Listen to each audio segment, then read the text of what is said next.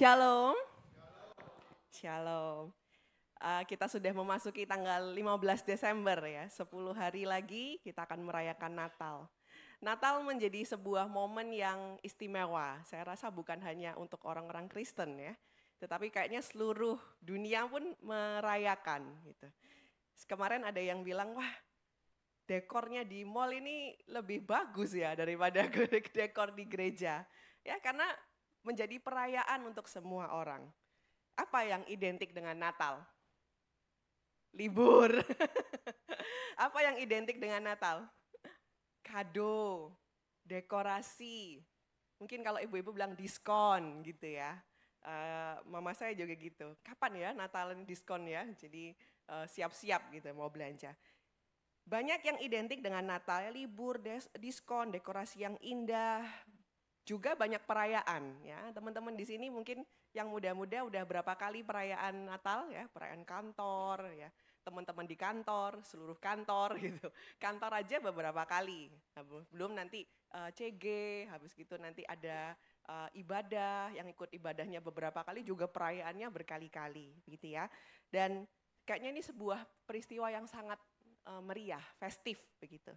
Namun hendaknya kita jangan sampai lupa di tengah segala perayaan, segala gemerlapnya dan meriahnya Natal, kita sedang memperingati kelahiran Tuhan Yesus, gitu ya. Coba slide berikutnya, bayangkan Anda berulang tahun. Oh, hari ini ada yang berulang tahun ya, Bro Jimmy berulang tahun di belakang. Ini bayangkan kita sedang berulang tahun gitu ya. Atau Bro Jimmy sedang berulang tahun. Nah, Jimmy berulang tahun, terus semua teman-temannya datang ke rumahnya Jimmy, bawa kado gede-gede gitu ya, terus ketok di depan pintu gitu.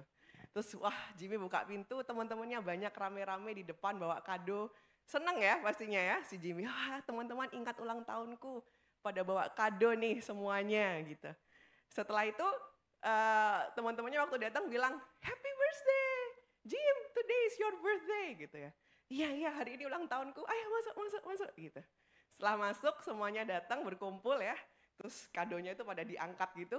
Oke, karena ini ulang tahun Jimmy, mari kita tukar kado gitu ya. Terus kadonya saling ditukarkan satu dengan yang lainnya.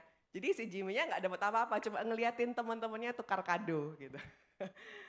Kayaknya perayaan-perayaan Natal kita sering seperti itu ya. Jadi kita merayakan Natal, yang ulang tahun Tuhan Yesus, yang dapat kado kita. Belum lagi door prize gitu ya. Nah, jadi pulang bawa kado. Jadi semua akhirnya teman-teman meninggalkan rumah Jimmy membawa kado-kado dari teman-temannya gitu.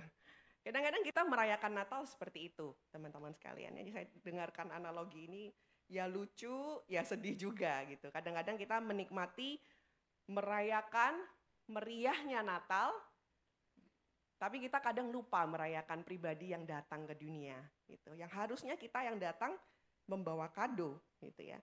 Jadi semoga ini mengingatkan setiap kita bahwa alasan dari kita merayakan Natal adalah Tuhan Yesus sendiri. Slide berikutnya. Jesus is the reason for the season. Tuhanlah alasan kita merayakan Natal hari ini ya. Saya suka nih gambarnya ya. Karena di satu sisi bisa kelihatan Natal gitu ya. This is the season. Tapi di sisi yang lain tuh gambar apa teman-teman? Bapak Ibu Saudara. Itu mahkota duri. This is the season. This is the reason. Ya, Tuhan datang, kita menikmati Natal.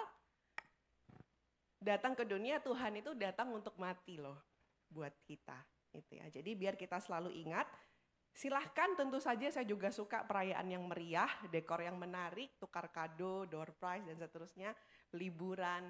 Tapi biar kita juga pada hari ini mengingat, bulan-bulan ini juga kita mengingat, Jesus is the reason for the season. Dan kehadirannya di tengah-tengah kita di sifat ini untuk membawa terang bagi setiap kita. Ya. Hari ini tema kita selama bulan ini adalah terang dunia. Kita baca satu ayat di Yohanes 8 ayat 12, slide berikutnya. Langsung aja dibaca di layar karena saya sudah taruh di layar ya. Siapakah sih terang dunia? Semua kita sudah tahu siapa terang dunia. Dinyanyikan oleh worship leader, kita nyanyikan juga sepanjang bulan ini. Tuhan datang ke dunia yang gelap. Yohanes 8 ayat 12 kita baca bersama-sama. 3, 2, 1. Maka Yesus berkata pula kepada orang banyak, katanya, akulah terang dunia. Barang siapa mengikut aku, ia tidak akan berjalan dalam kegelapan, melainkan ia akan mempunyai terang hidup. Dunia ini dunia yang gelap, jatuh dalam dosa dan manusia tidak bisa melepaskan dirinya sendiri dari dosa yang mengikatnya. Dosa itu membawa kegelapan, oleh karena itulah kita perlu terang. Ya, oleh karena itulah Tuhan itu datang. Terang itu datang untuk setiap kita. Slide berikutnya, pertanyaannya tapi sudahkah kalau Tuhan 2000 tahun yang lalu lahir di dunia, sudahkah terang itu lahir dalam hidup kita? Jangan sampai kita merayakan Natal, tapi kita lupa yang kita rayakan. Yang harusnya lebih penting kita rayakan adalah kelahiran Tuhan di dalam hidup kita. Sudahkah Tuhan lahir dalam kehidupan kita?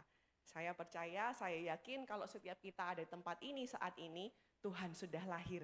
Terang sudah ada dalam hidup kita. Amin? Amin. Ya. Kalau terang itu sudah lahir dalam hidup kita, slide berikutnya saya mau lebih menekankan pada ini ya. Yaitu di Efesus 5 ayat 8a katakan, memang dahulu kamu adalah kegelapan. Tetapi sekarang kamu adalah terang di dalam Tuhan. 2000 tahun yang lalu terang dunia datang ke dalam dunia yang gelap ini. Dan firman Tuhan katakan barang siapa mengikut dia, dia punya terang kehidupan. Jadi sekarang terangnya siapa Bapak Ibu? Siapa? Kita. Gitu ya. Jadi terangnya ini sekarang kita. Karena kita sudah mengikut Yesus, kita yang telah ditebus dari kegelapan, kita adalah terang di dalam Tuhan. Jadi hari-hari ini kalau kita memperingati kehadiran terang dunia 2000 tahun yang lalu di dunia ini, saat yang bersamaan kita juga harus ingat bahwa kita sendiri pun juga adalah terang dunia karena Tuhan ada di dalam kita. Bukan berarti Tuhan naik meninggalkan dunia gelap, Tuhan turun memanggil setiap kita keluar dari kegelapan, memberikan kita terang agar kita menjadi terang bagi dunia. Ya. Ayat yang kita bahas ada di slide berikutnya di Matius 5 ayat 14 sampai 16. Kita baca bersama-sama ya Bapak Ibu sekalian. 3, 2, 1. Kamu adalah terang dunia. Kota yang terletak di atas gunung tidak mungkin tersembunyi. Lagi pula orang tidak menyalakan pelita lalu meletakkannya di bawah gantang, melainkan di atas kaki dian, sehingga menerangi semua orang di dalam rumah itu. Demikian hendaklah terangmu bercahaya di depan orang, supaya mereka melihat perbuatanmu yang baik dan memuliakan Bapamu yang di surga. Ya, biarlah ini menjadi pengingat bagi setiap kita juga. Saat Tuhan hadir dan lahir ke dunia, Tuhan gak hanya sekali datang kita merayakan, oke selesai. Setelah itu selesai. Tuhan datang menjadi terang bagi dunia, memberikan kepada kita setiap terang dunia, dan memanggil setiap kita untuk menjadi terang dunia. Dia sudah melakukan tugasnya, sekarang kita yang harus melakukan tugas kita. Ya, poin yang pertama, dari Matius 5 ayat 14 kita dikatakan, kamu adalah terang dunia. Biarlah Natal ini mengingatkan bahwa identitas kita adalah terang dunia. Identitas kita, siapa diri kita, bagaimana kita harus hidup, itu adalah terang dunia. Saat kita menerima Tuhan Yesus, itu menjadi identitas kita yang baru. Masalahnya percaya nggak kita ini terang dunia? Gitu. Banyak orang Kristen tahu dirinya Kristen, tidak melihat atau tidak mengambil itu sebagai sebuah identitas. Ya, ada perbedaan ya melihat diri sebagai identitas dan melihat itu sebagai sebuah atribut. Mungkin Bapak Ibu pernah dengar kisah tentang anak ayam dan anak Raja Wali yang tertukar. Ini bukan anakku yang tertukar, tapi ini anak Raja Wali dan anak ayam yang tertukar. Ya, anak ayam yang tertukar Kalau dia tidak tahu dia anak Raja Wali, selamanya dia akan bersikap seperti anak ayam. Dan anak Raja Wali kalau dia tidak tahu anak Raja Wali ini tidak tahu dirinya Raja Wali, ya selamanya akan bertindak seperti itu. Jadi kalau kita mesti mengenal nih, kalau Tuhan ada di dalam kita, kita ini terang dunia. Kita harus ambil itu sebagai identitas dan kita harus hidupi identitas kita sebagai terang dunia. Jangan hanya sebagai atribut gitu ya.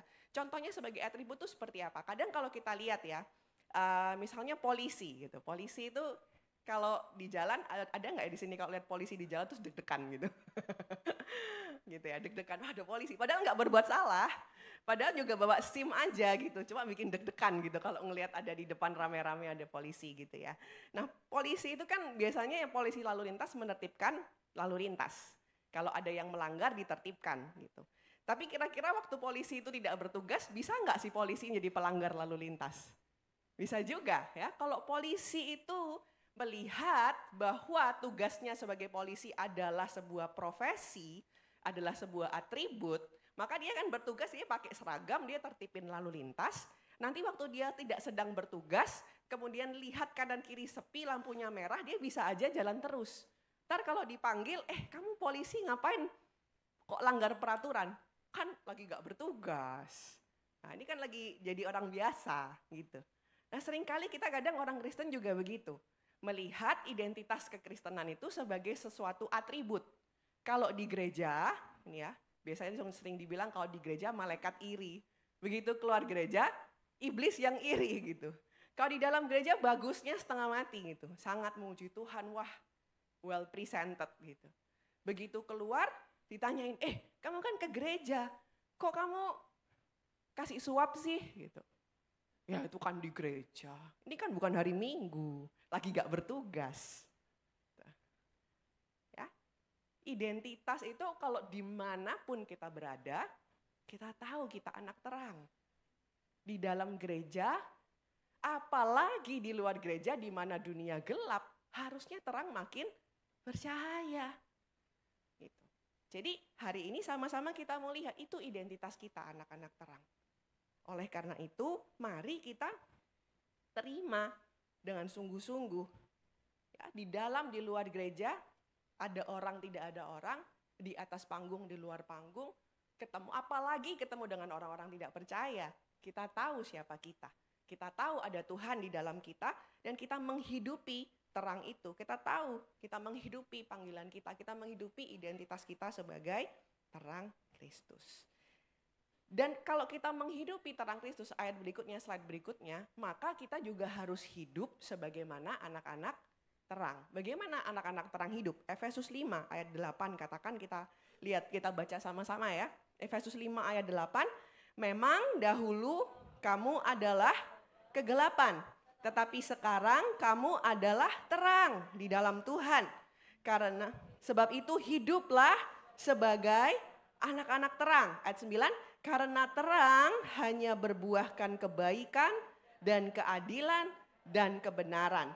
Dan ujilah apa yang berkenan kepada Tuhan. Ayat 11, janganlah turut mengambil bagian dalam perbuatan-perbuatan kegelapan yang tidak berbuahkan apa-apa.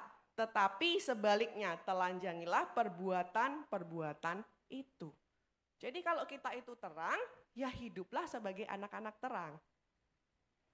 Hiduplah sebagaimana anak-anak terang hidup, berbuahkan kebaikan, ya. Kebaikan dalam versi bahasa Inggrisnya dikatakan goodness. Gitu ya, goodness, melakukan hal yang baik, melakukan perbuatan yang baik. Keadilan, nah keadilan kalau dalam versi bahasa Inggrisnya bukan fair, bukan fairness, tetapi righteousness. Fair itu sama ya, fair itu kalau saya lakukan A, kepada anak pertama, anak kedua juga A, itu fair. Gitu. Tapi kalau righteousness itu lebih daripada fair, bukan hanya sekedar adil, membagi sama rata, tetapi righteousness itu artinya benar, berbuat kebenaran gitu. Dan kebenaran di dalam versi bahasa Inggris dalam ayat ini dikatakan the truth, artinya melakukan perbuatan baik yang berlandaskan pada kebenaran. Semua orang bisa berbuat baik ya, bahkan kadang orang-orang non-Kristen lebih baik ya daripada orang yang kenal Tuhan. Nanti kok bagaimana? Padahal anak-anak terang Kalau hidup sebagai anak-anak terang, dia pasti berbuat baik, pasti righteousness hidupnya. Hidup berdasarkan kebenaran. Dan hidupnya berlandaskan pada the truth. Itu harusnya menjadi hidup anak-anak terang. Hari ini bukan hanya kita merayakan Natal, Tuhan hadir terang, Tuhan mengasihi setiap kita. Tapi ayo responi kasih Tuhan.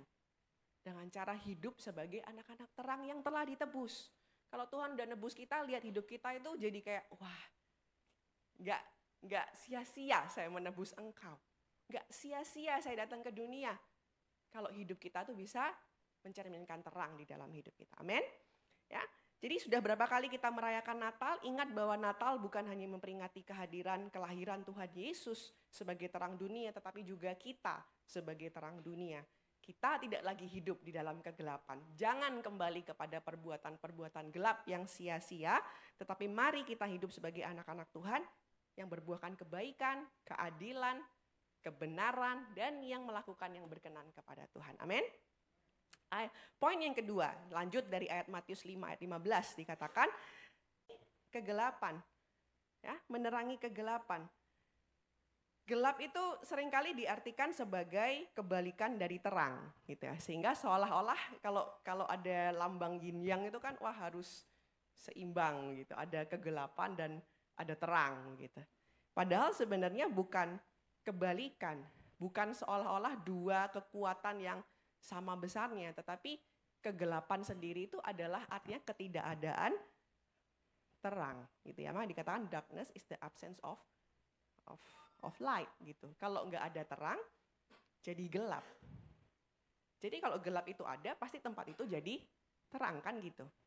Ada sebuah cerita menarik ya, ilustrasi yang menarik. Ada seorang yang ada ini ya. Gua, Bapak Ibu pernah ke Gua Maharani? Ya, gua tuh kok dalam ke dalam itu sebenarnya gelap ya. Nah, juga kemarin kok terang karena banyak lampu-lampunya udah dipasang. Ya. Nah, Goa ini tinggal di dalam dasar bumi yang gelap. Suatu hari si Goa mendapat undangan dari matahari untuk berkeliling melihat permukaan bumi, gitu ya, supaya melihat terang. Jangan tanya ya, kirim undangannya gimana. Ya pokoknya gitu ya, diundang si Goa ini diundang gitu. Nah, karena gua ini nggak pernah lihat terang, gua sangat antusias gitu. Dia ingin tahu terang itu seperti apa. Jadi si gua menyambut undangan matahari. Kemudian dia naik ke permukaan bumi, berkeliling gitu ya, melihat terang yang ada di permukaan bumi. Gua merasa sangat takjub gitu dengan terang yang ada yang ditunjukkan oleh matahari. Selesai pulang dari perjalanan, gua pulang ke rumah, lalu si gua mikir, wah, saya merasa sangat senang perjalanan hari ini. Mungkin saatnya saya mengundang matahari untuk melihat kegelapan, gitu ya. Gantian, dikirimlah undangan ke matahari. Matahari juga menyambut dengan antusias. Wah, kebetulan saya juga belum pernah lihat gelap tuh seperti apa. Aku mampir ke rumahnya si Goa, gitu. Akhirnya matahari yang menerima undangan tersebut turun ke dasar bumi menemui si Goa. 1 menit dia lihat-lihat, gitu. 5 menit, 10 menit, gitu. Lalu dia bilang sama Goa, mana gelapnya Goa? Gak ada gelap, kenapa? Karena ada matahari. Gitu ya. Jadi waktu dia ngomong sama si Goa, ayo tunjukin gelap tuh mana? Gak bisa ditunjukin, karena ada matahari di situ. Semua tempat yang didatangi oleh matahari menjadi terang. Ya, itu harusnya kita seperti itu. Semua tempat di mana kaki kita berpijak jadi terang. Makin gelap tempatnya, makin terang cahaya kita. Betul? Ya. Lampu yang kecil, kalau tempatnya terang seperti ini, lampu yang kecil nggak terlalu kelihatan. Tapi di tempat yang sangat gelap, setitik aja cahaya langsung kelihatan. Itulah setiap kita. Ya. Gelap tidak bisa mengalahkan terang. Karena terang ada dimanapun terang berada, gelap pasti tidak ada. Gitu ya Bapak Ibu. Jadi mari kita sama-sama tangkap ini. Ya, arti dari ilustrasi ini. Kalau kita anak-anak terang, maka kita otomatis akan menyinari tempat di mana kita berada. Di dalam dunia yang makin gelap, saat ini dunia ini makin jahat ya Bapak Ibu. Apalagi dengan adanya media tuh makin jahat. Anak-anak kita sudah terekspos hal-hal yang kita nggak pernah pikirkan sebelumnya. Justru disitulah kita harus menjadi terang. Di dalam dunia yang makin gelap, makin dibutuhkan terang. Slide selanjutnya. Matius 5 ayat 15 dikatakan, tadi ya lanjutan ayatnya, sehingga menerangi semua orang di dalam rumah itu. Jadi satu, kita dipanggil menjadi terang, yang kedua yang kita terangin itu siapa? Ya orang-orang yang ada di sekitar kita. Menarik ya Bapak Ibu, kenapa kok dalam satu ruangan itu ada banyak lampu?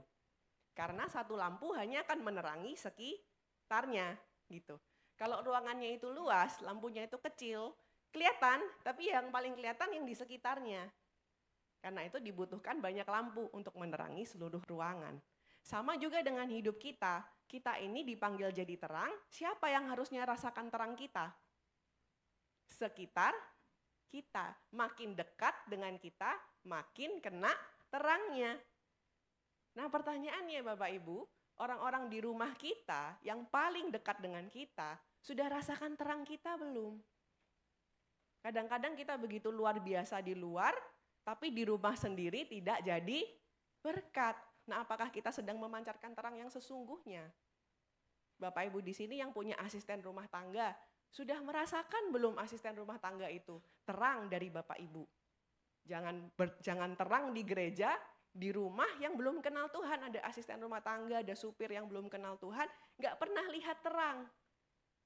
Malah justru kebalikannya, mungkin berbicara di belakang, nganterin ke gereja hari Senin, Selasa, Rabu, Kamis, di rumah kasarnya setengah mati. Jangan sampai gitu malahan. Harusnya yang paling kerasa, yang paling dekat. Ya, coba nih, asisten rumah tangga kita udah berapa tahun ikut kita? Sudah bertobat belum? Udah kenal Tuhan belum? Udah kita bawa ke Tuhan belum? Driver kita yang belum kenal Tuhan, sudah kenal Tuhan belum? Kolega kita sudah kenal Tuhan belum? Terang itu harusnya menerangi sekitar kita yang paling kuat. Gak usah jauh-jauh, gak usah, saya mau menerangi Indonesia. Padahal rumah sendiri gak rasakan berkat kedatangannya kita. Saya mau jadi berkat bagi negara-negara di seluruh dunia. Gak usah jauh-jauh, terang itu dipanggil untuk menerangi semua orang di dalam rumah itu. Harus dari rumah sendiri merasakan terang kita. Anak-anak kita. Ya, sudah lihat belum bagaimana kita menjadi terang? Kenapa Tuhan itu pakai Bapa? Ya, kita kata-kata Bapa. Banyak anak-anak yang tidak bisa relate dengan Tuhan, memanggil Tuhan sebagai Bapa, karena bapak-bapak di rumah tidak berfungsi, tidak bisa membayangkan. Bapak yang baik itu nggak bisa membayangkan kalau nggak dapet contoh bapak yang baik, gitu ya. Jadi mari sama-sama kita bukan hanya menikmati, bukan hanya merayakan festival Natalnya, tapi biarlah kita diingatkan untuk kita juga dipanggil menjadi terang dunia. Mulai dari tempat yang paling dekat dulu dengan kita, keluarga kita sendiri. Ya. Yang kedua, tetangga kita. Kerasa nggak tetangga kita itu ada kita di situ? Atau malah kita terkenal paling cerewet ya, satu gang. Kalau kita rayakan, kita terkenal nggak kebaikannya, terkenal nggak kasihnya, tetangga kiri kanan. Bisa rasakan kasih Tuhan nggak dengan keberadaan Bapak Ibu di gang yang Bapak Ibu tinggal? Saya dapat satu kesaksian dari seorang pendeta yang kami pernah undang dulu, dia bilang, wah saya sebagai hamba Tuhan, apalagi orang-orang tahu saya hamba Tuhan, saya mesti harus lebih dengan sengaja menjadi teladan dan contoh. Saya nggak pernah tuh skip yang namanya kerja bakti lingkungan. Ya, justru itu adalah waktu-waktu di mana kita harus menunjukkan sinar kita di tengah kegelapan. Tuh, saya nggak pernah itu kalau misalkan dari RT RW ada acara apa, itu kemudian saya nggak datang sibuk ke gereja atau apa. Saya justru itulah yang berbicara lebih kuat daripada khotbah-khotbah di gereja. Itu kata si hamba Tuhan yang saya pernah dengar. Ya harusnya kita begitu, Bapak Ibu sekalian. Biarlah Natal ini bukan hanya festivalnya, tapi terangnya benar-benar terasa. Sampai ke tetangga-tetangga kita, apalagi kalau tetangga-tetangga kita belum kenal Tuhan. Ya, di kantor juga sama, anak buah atau atasan kita, kerasa nggak terangnya? Kalau ada orang-orang yang belum percaya di sekitar kita, di kantor kita, kerasa nggak perbedaan kita dengan yang lainnya? Ataukah justru kita ikut gosip? Ya, justru kita ikut yang jelek-jelek. Kerasa nggak perbedaannya, terangnya? Nah, itu ya. Jadi biar itu yang mengingatkan setiap kita, dimanapun Tuhan panggil kita saat ini, di sekitar kita, terangilah tempat tersebut. Apalagi kalau itu tempat-tempat yang gelap. Harus makin bersinar. Jangan bilang kayak, wah saya terkena nih kuasa kegelapan. Gak pernah gelap mengalahkan terang. Gak pernah. Begitu Anda ada di sana, Anda menerangi yang lain. Amin. Ya, yang terakhir, poin yang ketiga dari ayat Matius 15 ini, dikatakan di ayat 16 dikatakan, demikianlah hendaknya terangmu bercahaya di depan orang, supaya mereka melihat perbuatanmu yang baik dan memuliakan Bapamu yang di surga. Jadi perbuatan baik kita itu memang harus terlihat, supaya mereka bisa memuliakan Bapa yang di surga, melihat Tuhan di dalam kehidupan kita. Jadi bukan hanya perbuatan baik yang biasa, tetapi perbuatan baik yang membawa kemuliaan. Slide berikutnya. Perbuatan baik yang membawa kemuliaan itu seperti apa Bapak Ibu ya? Perbuatan baik yang membawa kemuliaan itu perbuatan baik yang digerakkan dari kasih dalam hidup kita. Kasih Tuhan di dalam hidup kita. Makanya firman Tuhan tuh katakan ya, ampunilah musuhmu, bukan hanya ampuni, kasihilah musuhmu. Gimana caranya kita bisa mengasihi musuh? Secara logika nggak bisa. Gitu. Tetapi karena ada kasih Tuhan, jadi bisa. Itu perbuatan baik yang memuliakan Tuhan. Karena orang tahu nggak mungkin kalau nggak ada Tuhan dalam hidupnya dia bisa melakukan itu. Ya, saya pernah nonton satu cerita, lupa ya judulnya apa, tapi kisah nyata. Jadi peristiwa tabrak lari, anaknya meninggal ditabrak lari sama orang. Terus kemudian si pelaku tabrak larinya itu tertangkap ya, dan dia itu merasa sangat-sangat menyesal karena dia lari dan menabrak si anak kecil ini. Kemudian nangis-nangis, dia minta ampun, dia bilang maafkan, maafkan. Lalu si orang tua ini tuh bisa melepaskan pengampunan. Gitu. Sampai seluruh orang di sekitarnya itu heran, kok bisa kamu maafin orang yang tabrak lari anakmu? Sampai orang ini juga ngomong, saya juga nggak tahu kok bisa, saya yakin itu bukan saya yakin itu kasih Tuhan yang mengalir dari dalam hidup saya. Justru kejadian itu membuat orang bisa ngelihat luar biasa pasangan ini, bisa mengampuni orang yang bersalah sama dia seperti sedemikian rupa, akhirnya dia banyak membawa banyak tetangga-tetangganya untuk mengenal Tuhan. Itu perbuatan baik yang memuliakan Tuhan. Bukan perbuatan baik yang ingin mencari ketenaran sendiri.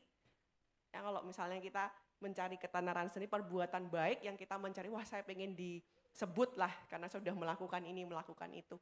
Itu firman Tuhan katakan sudah dapat upahnya. Ya, sudah dapat upahnya. Kamu dapat upah dari manusia apa upah dari Tuhan?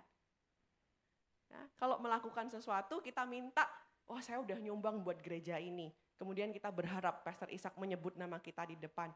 Ya, kita berharap, wah kalau belum disebut ya, saya kasih tahu, wah ini saya loh yang nyumbang.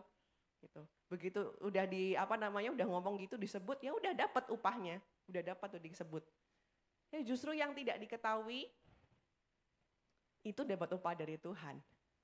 Gitu ya. Jadi kalau melakukan perbuatan baik yang memuliakan Tuhan, datangnya itu motivasinya atau bisa kita melakukan itu karena ada kasih Tuhan dalam hidup kita. Jadi nggak mungkin kita bisa melakukan perbuatan baik tanpa kita dipenuhi oleh kasih Tuhan.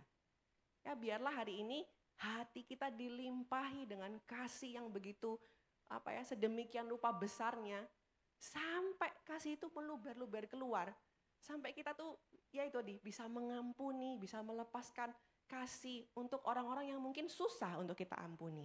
Sehingga pada saat kita melakukannya, nama Tuhan dipermuliakan. Karena orang-orang melihat, nggak mungkin perbuatan baik ini bisa dilakukan dengan kekuatan sendiri. Amin. Jadi biar itu menjadi sebuah hal yang kita lakukan. Mari kita berdoa, Tuhan, Natal ini saya sudah peringati 20 kali, 30 kali, 40 kali Tuhan. Biarlah less of me, more of you. Biarlah saya makin berkurang Tuhan, Engkau makin bertambah. Biarlah kasih Tuhan makin bertambah sehingga itu bisa keluar dari kehidupan saya. Membawa perbuatan-perbuatan baik yang mempermuliakan nama Tuhan. Amin. Seperti emas yang dimurnikan, emas itu tahu dari mana kalau sudah murni. Emas tahu kalau sudah murni, kalau sudah bisa memantulkan bayangan. Ya. Hidup kita terus dimurnikan Tuhan agar kita memantulkan Tuhan di dalam hidup kita. Saat orang lihat hidup kita, mereka melihat Tuhan ada di dalam hidup kita. Amin. Tuhan memanggil kita dari kegelapan kepada terang. Tuhan memanggil kita untuk berhenti berbuat dosa, tapi nggak hanya sampai berhenti berbuat dosa, Tuhan memanggil kita untuk melakukan perbuatan baik. Jadi nggak hanya berhenti, Tuhan saya sudah nggak berbuat dosa lagi, tapi nggak juga berbuat baik. Bukan itu, Tuhan panggil kita untuk berhenti berbuat dosa dan melakukan perbuatan baik. Ya, Yakobus katakan, kalau kita tahu itu perbuatan baik, tapi kita tidak lakukan, sama dengan dosa. Ya, jadi dosa bukan hanya melakukan yang jahat. Dosa juga adalah kalau kita tahu itu hal yang baik, tapi kita nggak lakukan, juga dosa. Hari ini kita belajar, lakukan panggilan kita. Amin. Lakukan panggilan kita sebagai anak-anak terang. Lakukan perbuatan baik. Dunia ini dunia yang gelap, penuh dosa. Bapak Ibu pernah ya dalam kondisi yang gelap gulita, ya, apalagi kalau mati lampu di rumah mungkin kita masih kenal gitu, masih tahu lah kurang lebih ada barang-barang di mana. Tapi kalau gelap gulita di tempat yang kita nggak bisa lihat, apa yang dirasakan? Takut, ya, khawatir, tidak tahu arah. Saat ini banyak orang-orang di sekitar kita yang seperti itu. Mungkin wajahnya tampak tersenyum, mungkin dia bisa bercanda, tapi gelap hidupnya, tidak tahu arah, ada ketakutan, ada kekhawatiran. Mari sama-sama kita jadi terang, lakukan perbuatan baik. Jadilah terang, jadi harapan, jadi perpanjangan kasih-Nya Tuhan bagi orang-orang di sekitar kita. Amin. Untuk penutup, saya mengundang worship leader dan tim untuk ke depan. Slide berikutnya. Jadi dari ayat ini, dari Matius 5 ayat 14 sampai 16, dan juga kita memperingati di hari Natal ini, ingat, terang dunia telah turun, dan bukan hanya terang dunia itu turun, Ia memberikan terang itu kepada setiap kita. Barang siapa yang mengikut Dia, terang kehidupan ada di dalamnya. Oleh karena itu kita adalah terang dunia. Hiduplah sebagai layaknya anak-anak terang. Yang kedua, kita dipanggil untuk menerangi kegelapan. Coba ingat siapa orang-orang di sekitar kita, orang-orang terdekat kita. Nggak usah jauh-jauh, nggak usah orang-orang yang di luar kota atau di mana. Sekitar kita, tetangga kita, sudahkah kita menjadi terang di dalam lingkungan terkecil yang kita miliki, keluarga kita sendiri, tetangga kita, tempat kerja kita.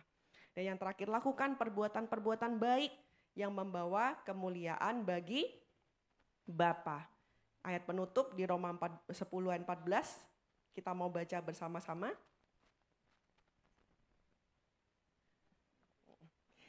Roma 10 ayat 14 kita baca bersama-sama ya. 3, 2, 1. Tetapi bagaimana mereka dapat berseru kepadanya jika mereka tidak percaya kepada Dia?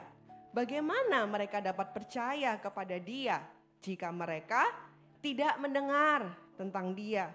Bagaimana mereka mendengar tentang Dia jika tidak ada yang memberitakannya?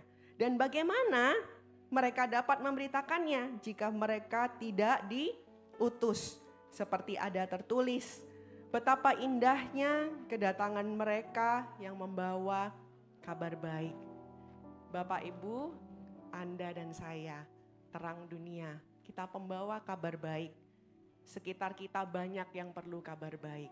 Sekitar kita banyak yang hidup di dalam kegelapan.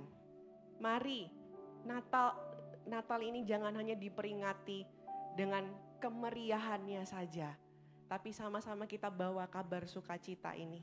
Kita bawa terang dimanapun kita berada. Ini adalah hadiah yang kita bisa berikan pada Tuhan. ini adalah hadiah. Di hari ulang tahun ini yuk sama-sama kita bawa hadiah buat Tuhan. Hadiahnya apa? Hadiahnya jadilah terang yang membawa banyak jiwa-jiwa boleh datang dan mengenal Tuhan. Amin. Amin. Mari kita tundukkan kepala.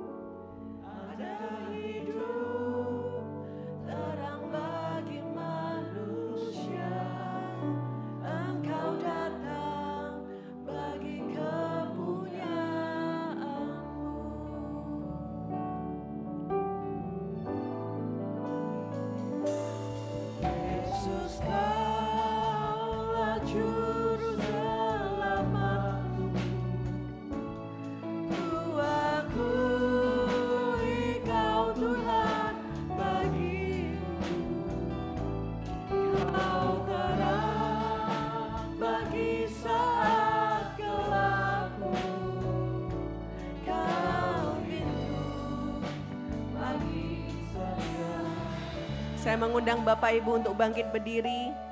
Sama-sama kita renungkan.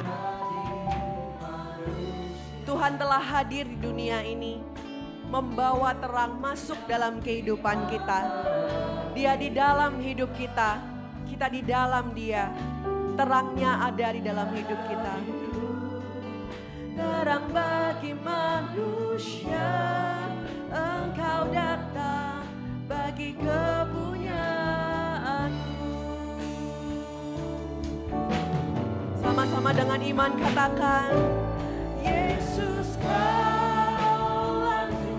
Kami bersyukur Tuhan, Kau hadir sebagai juru selamat kami, sebagai Tuhan di dalam hidup kami.